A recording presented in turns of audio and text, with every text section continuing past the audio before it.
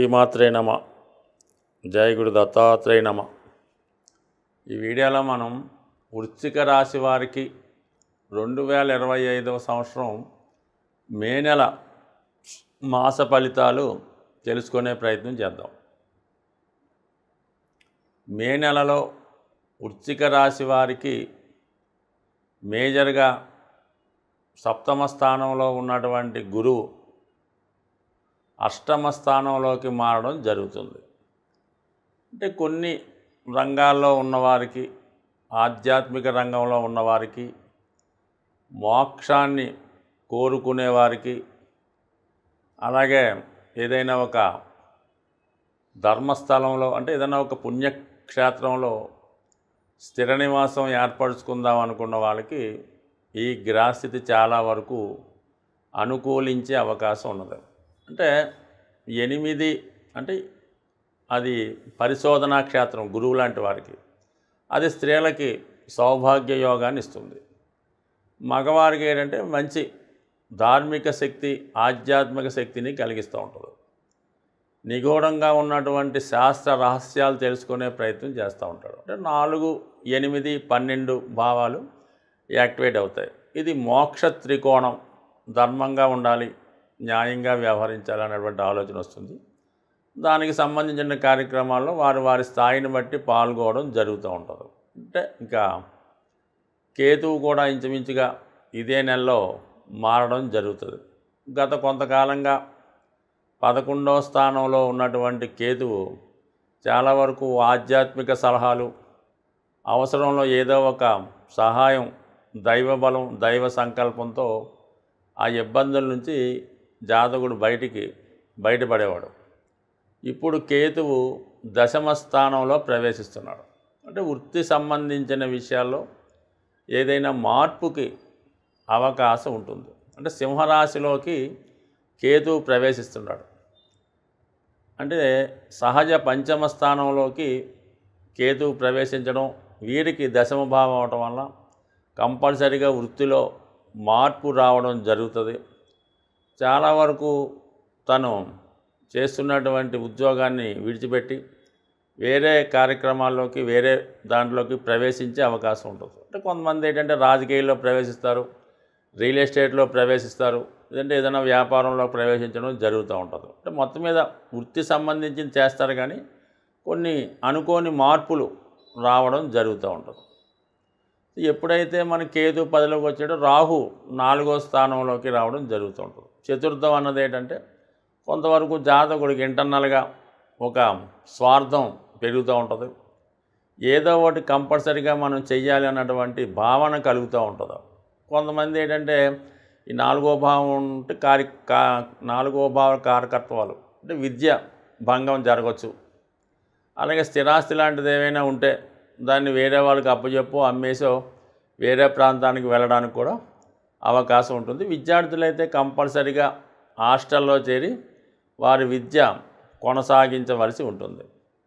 అయితే 4వ స్థానంలో ఉన్నటువంటి రాహు ఇంగ్లీష్ మీడియం చదువుతున్న వాళ్ళకి, మెడికల్ వృత్తిలో ప్రవేశిద్దాం అనుకున్న వారికి, వైద్య వృత్తిలో చేరదాం అనుకున్న వారికి ఇది చాలా మంచి సక్సెస్ ఇవ్వడం జరుగుతూ ఉంటుంది.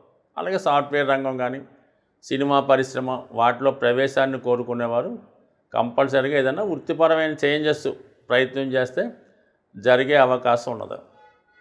ఇక మనకి ఈ రాష్ట్రాధిపతిగా ఉన్నటువంటి కుజుడు భాగ్యస్థానంలో సంచరించడం అన్నది ఒక విధంగా జాతకుడు ఎక్కువగా తిరుగుతూ ఉంటాడు. అంటే పుణ్యక్షేత్రాలు దర్శించడం కానీ, విదేశం వెళ్ళటం కానీ, బంధువుల ఇంటికి వెళ్ళటం కానీ, అలాగే భూములు, స్థిరాస్తులు వాటి వ్యవహారాలు చూడటం జరుగుతూ ఉంటుంది. ఎక్కడన్నా ఏదన్నా ఉంటే అది కొనే ప్రయత్నం, లేదంటే మీడియేటర్గా ఉండి రియల్ ఎస్టేట్ చేయడం, తను కూడా వ్యక్తిగతంగా కొన్ని స్థిరాస్తులు సంపాదించుకునే ప్రయత్నం చేయడం జరుగుతుంటుంది. కొంతవరకు తనతో పాటు 10 మందిని ఇదే మార్గంలో, ఇదే వ్యాపారంలో ఒక టీమ్గా ఏర్పడి ఆ పని పూర్తి చేయడానికి కూడా చాలా ఎక్కువ స్పిరిట్గా, చాలా ఉత్సాహంగా కార్యక్రమాలు పూర్తి చేయడం జరుగుతూ ఉంటుంది. మొత్తం మీద ఏదైనా ఈ కుజుడు ఈ రాశి వారికి మంచి ఉత్సాహాన్ని, ధైర్యాన్ని, బలాన్ని ఇవ్వడం జరుగుతుంది. ఎక్కువగా ప్రయాణాలు చేస్తూ ఉంటారు, గొప్ప గొప్ప వారిని కలుసుకుంటారు, ఏదో ఒక వ్యవహారం జరుగుతూ ఉంటుంది. మనీ రొటేషన్ అవుతూ ఉంటుంది. ఇక శని భగవానుడు 5వ స్థానంలో, మరి రాహు కూడా 18 వరకు ఉంటాడు కాబట్టి ఎప్పుడూ చెప్పే విధంగా ఈ రాశివారు శని 2.5 సంవత్సరాలు అదే సమయంలో ఉంటాడు. అందుకని మీరు ఎప్పుడు కూడా స్పెక్యులేషను, షేర్ మార్కెట్టు, ఈ జూదం, ఆన్లైన్ బెట్టింగు వాటి జోలికి ఎట్టి పరిస్థితులు కూడా వెళ్ళకూడదు. ఈ విషయాల్లో ఎవరికి కూడా మీరు ఎటువంటి సలహా కూడా ఇవ్వడం అంత అనుకూలమైతే కాదు. దానివల్ల జాగ్రత్తగా వ్యవహరించడం మంచిది. విద్యార్థులకి చదివింది మర్చిపోవడం, జ్ఞాపక శక్తి తగ్గడం జరుగుతూ ఉంటుంది. అందుకని రిపీటెడ్గా వాళ్ళు చదివితే తప్ప పరీక్షల్లో అనుకున్న విజయాన్ని సాధించలేకపోతూ ఉంటారు.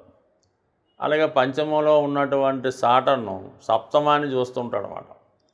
ఒక విధంగా వివాహాలు ఆలస్యం అవడం, వివాహ విషయంలో ఒక నిర్ణయానికి రాలేకపోవడం, అలాగే ప్రేమ వ్యవహారాలు ఏమన్నా ఉంటాయి ఏదో రకంగా వాయిదా పడుతుంటాయి. ఈ పెళ్ళి దాకా వెళ్ళవయి, ఆ ప్రేమలోనే అయిపోతుంటాయి. ఏదో విధంగా అలాగ ముందుకి వివాహం వరకు వెళ్లకుండా తొందరపడితే తప్ప మధ్యలో ఆగిపోయే అవకాశాలు చాలా వరకు ఉంటాయి. అంటే కొన్ని డిసప్పాయింట్మెంట్స్ ఈ రాశి వారికి ఉండే అవకాశం ఉన్నది. బట్ ఏదైనా వృశ్చిక రాశి వారికి మరి వారి యొక్క ధైర్యమే వారి యొక్క ఆయుధం. ఇప్పుడు ఉన్నటువంటి కుజ బలంతో ధైర్యంగా ముందుకు వెళితే అన్ని కార్యక్రమాలు సజావుగా సాగే అవకాశం ఉంటుంది. ముఖ్యంగా ఈ మే నెలలో రాహుకేతువులు రాశులు మారడం జరుగుతుంది.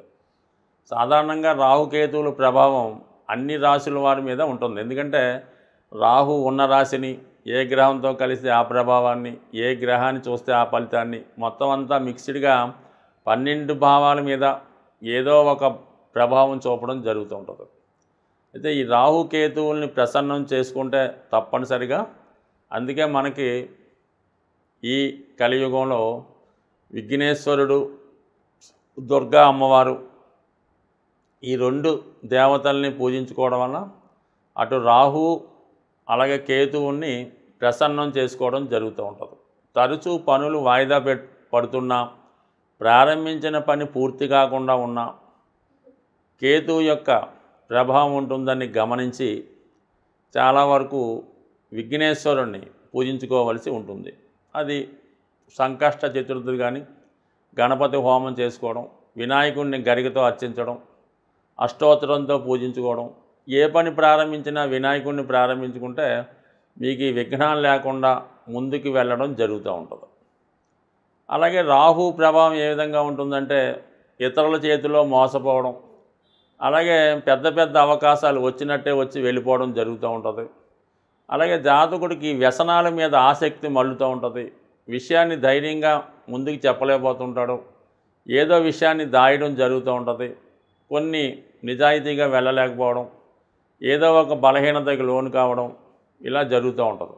అంటే రాహు ప్రభావం ఏంటంటే చట్టానికి వ్యతిరేకంగా ఉంటుంది, మన సాంప్రదాయాలకి విరుద్ధంగా ఉండడం జరుగుతూ ఉంటుంది. ఈ లవ్ మ్యారేజ్లు, ఇంటర్ క్యాస్ట్ మ్యారేజ్లు, ఈ చిన్న పెద్ద లేకుండా తారతమ్యం లేకుండా వివాహాలు, ఇవన్నీ కూడా రాహు ఏంటంటే పొల్యూట్ చేస్తుంటాడు, మన ధర్మాన్ని పాడు చేస్తుంటాడు, మన చట్టాన్ని నాశనం చేస్తుంటాడు, మన వ్యవస్థని పాడు చేస్తుంటాడు.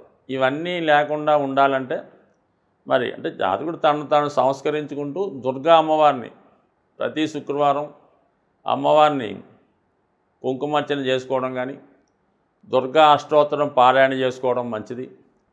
అమ్మవారికి ఏదైనా నిమ్మకాయల దండ వేయడం కానీ, ఏదన్నా నైవేద్యంగా పులగం లాంటిది నైవేద్యం పెట్టడం వల్ల, అలాగే గుమ్మడికాయ సమర్పించడం వల్ల, ఇవన్నీ చిన్న చిన్న పరిహారాలు వాళ్ళ టెంపుల్లో ఆచారాన్ని బట్టి, అక్కడ ఉన్నటువంటి సాంప్రదాయాలను బట్టి ఉండడం జరుగుతూ ఉంటుంది. బట్ ఏదైనా తరచూ విఘ్నేశ్వరుని, కనకదుర్గ అమ్మవారిని, ఏదైనా ఒక శక్తి స్వరూపాన్ని ఆరాధించడం వల్ల కంపల్సరిగా జాతకుడు రాహు పెట్టే ఇబ్బందులు, భయాల నుంచి బయటపడే అవకాశం ఉంది. వీటన్నిటికన్నా మరి చక్కగా లలిత సహస్రనామాన్ని నిరంతరం, అంటే రోజుకొక నామం చదువుకున్నా సరిపోతుంది. ఆ నామాన్ని, ఒక నామాన్ని ఎన్నుకోవడం, దాన్ని ఒక 18 సార్లు, 16 సార్లు, లేదా 108 సార్లు చదువుకోవడం, మళ్ళీ ఇంకొక రోజు ఇంకొక నామాన్ని అర్థంతో సహా తెలుసుకొని దాన్ని సంపూర్ణంగా మనస్ఫూర్తిగా ధ్యానం చేసుకోవడం వల్ల అటు రెమెడీగాను పనిచేస్తుంది, అటు ఐశ్వర్యాన్ని ఇస్తుంది. బట్ ఏదైనా దీన్ని మించినటువంటి రెమెడీ ఇంకోటి లేదనే చెప్పచ్చు.